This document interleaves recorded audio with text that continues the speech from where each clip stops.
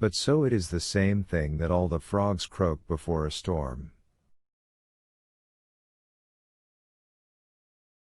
One can hear nothing for them.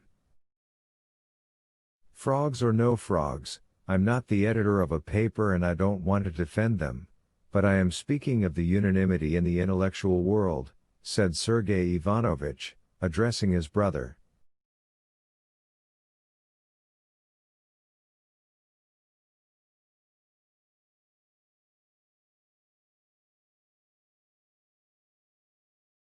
Levin would have answered, but the old prince interrupted him. Well, about that unanimity, that's another thing, one may say, said the prince. There's my son-in-law, Stepan Arkadyevitch, you know him. He's got a place now on the committee of a commission and something or other, I don't remember.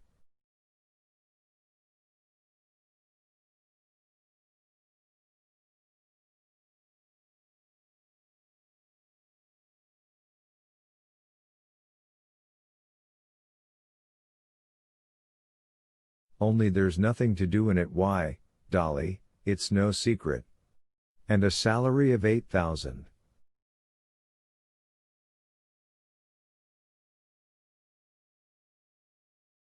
You try asking him whether his post is of use, he'll prove to you that it's most necessary.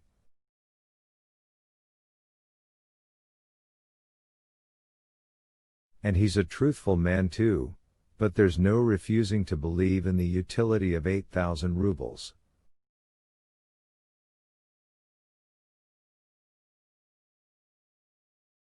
Yes, he asked me to give a message to Darya Alexandrovna about the post, said Sergei Ivanovich reluctantly, feeling the prince's remark to be ill-timed.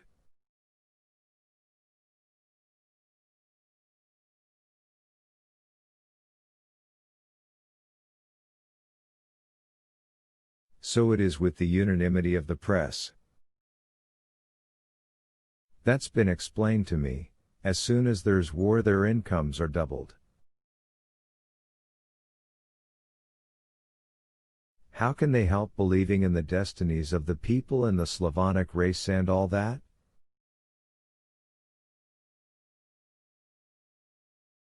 I don't care for many of the papers, but that's unjust, said Sergei Ivanovich.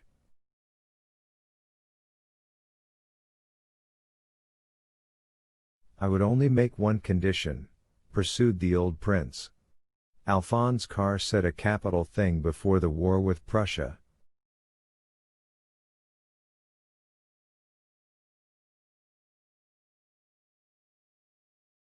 You consider war to be inevitable? Very good. Let everyone who advocates war be enrolled in a special regiment of advance guards, for the front of every storm, of every attack, to lead them all.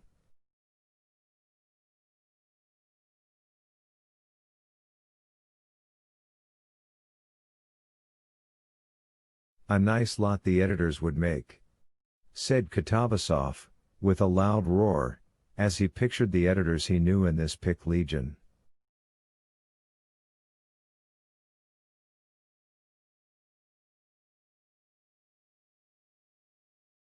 But they'd run, said Dolly, they'd only be in the way. Oh, if they ran away, then we'd have grapeshot or Cossacks with whips behind them, said the prince.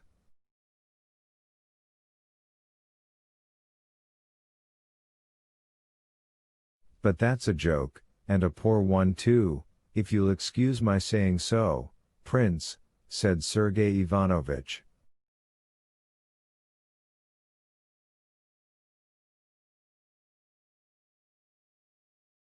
I don't see that it was a joke, that Levin was beginning, but Sergei Ivanovich interrupted him.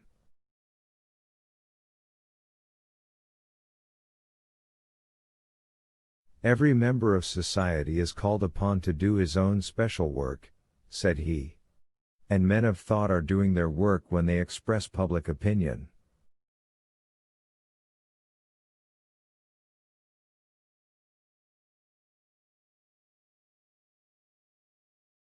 And the single-hearted and full expression of public opinion is the service of the press and a phenomenon to rejoice us at the same time.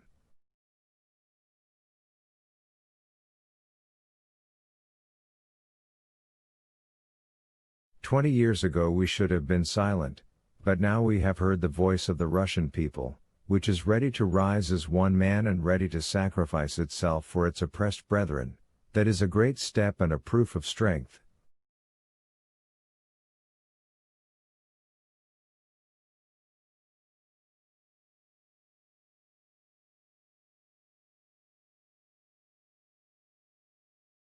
"But it's not only making a sacrifice, but killing Turks," said Levin timidly.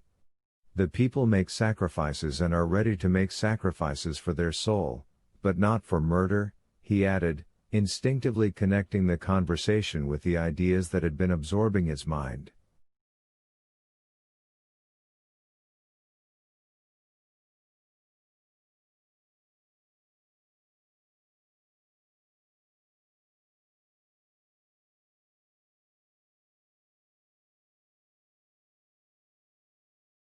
"For their soul?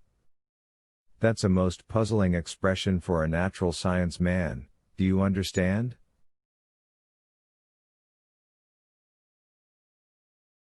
"What sort of thing is the soul?"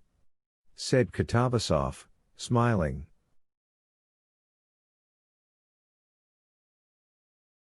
"Oh, you know." "No, by God, I haven't the faintest idea," said Katavasov with a loud roar of laughter.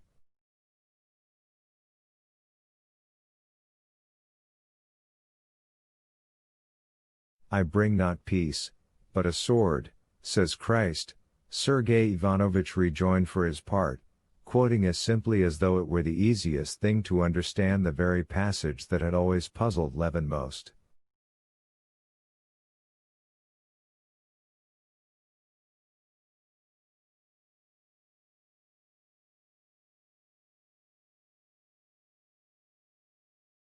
"That's so, no doubt," the old man repeated again. He was standing near them and responded to a chance glance turned in his direction.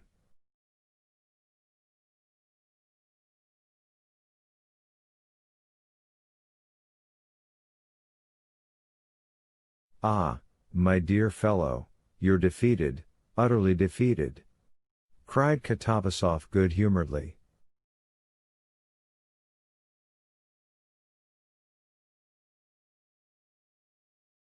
Levin reddened with vexation, not at being defeated, but at having failed to control himself and being drawn into argument.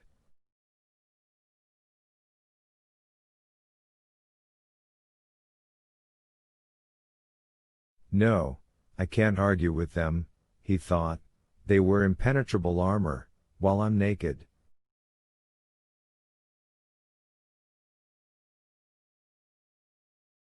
He saw that it was impossible to convince his brother and Katavasov, and he saw even less possibility of himself agreeing with them.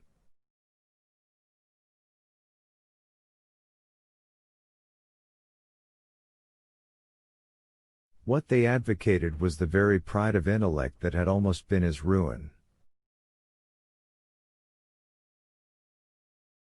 He could not admit that some dozens of men, among them his brother, had the right, on the ground of what they were told by some hundreds of glib volunteers swarming to the capital, to say that they and the newspapers were expressing the will and feeling of the people, and a feeling which was expressed in vengeance and murder.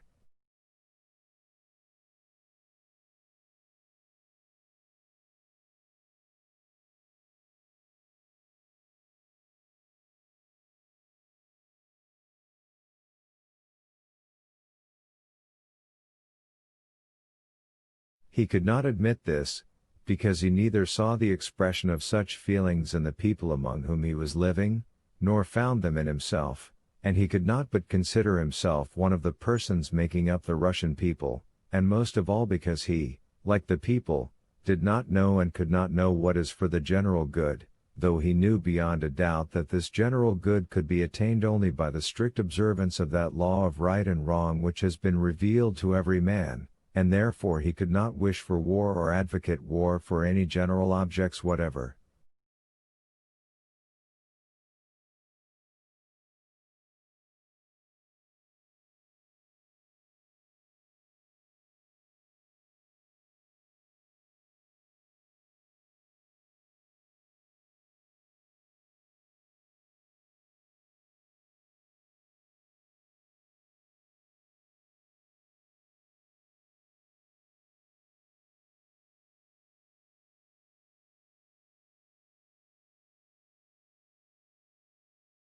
He said as Mahalich did in the people, who had expressed their feeling in the traditional invitations of the Varyagi.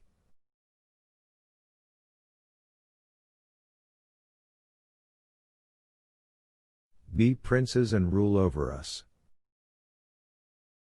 Gladly we promise complete submission.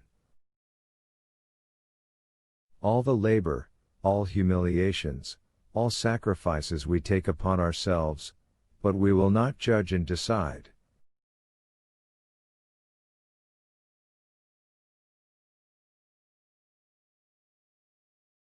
And now, according to Sergei Ivanovich's account, the people had foregone this privilege they had bought at such a costly price.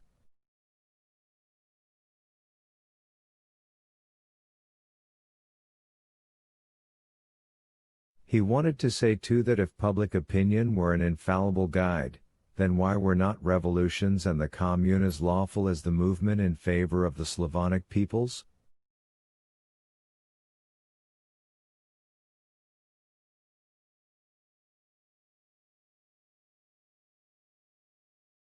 But these were merely thoughts that could settle nothing. One thing could be seen beyond doubt, that was that at the actual moment the discussion was irritating Sergei Ivanovich, and so it was wrong to continue it. And Levin ceased speaking and then called the attention of his guests to the fact that the storm clouds were gathering, and that they had better be going home before it rained.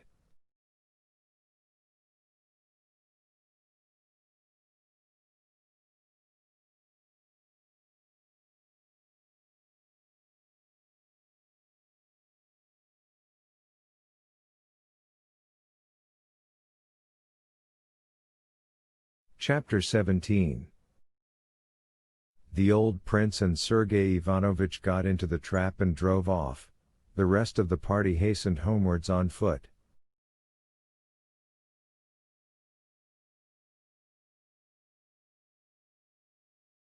But the storm clouds, turning white and then black, moved down so quickly that they had to quicken their pace to get home before the rain.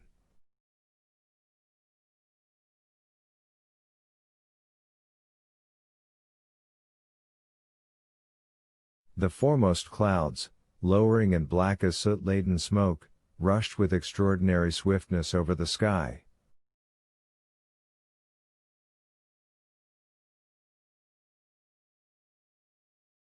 They were still 200 paces from home and a gust of wind had already blown up, and every second the downpour might be looked for.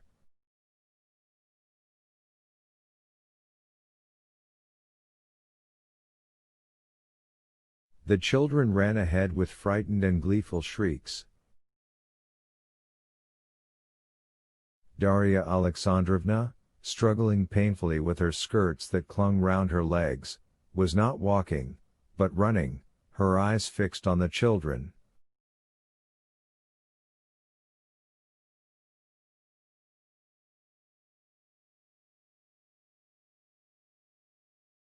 The men of the party, holding their hats on, strode with long steps beside her.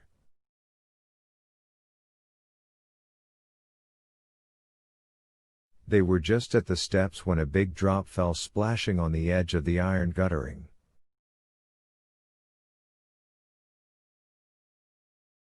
The children and their elders after them ran into the shelter of the house, talking merrily.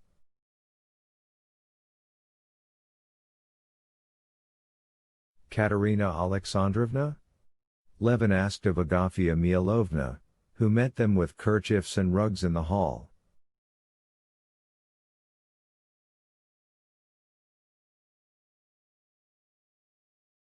We thought she was with you, she said.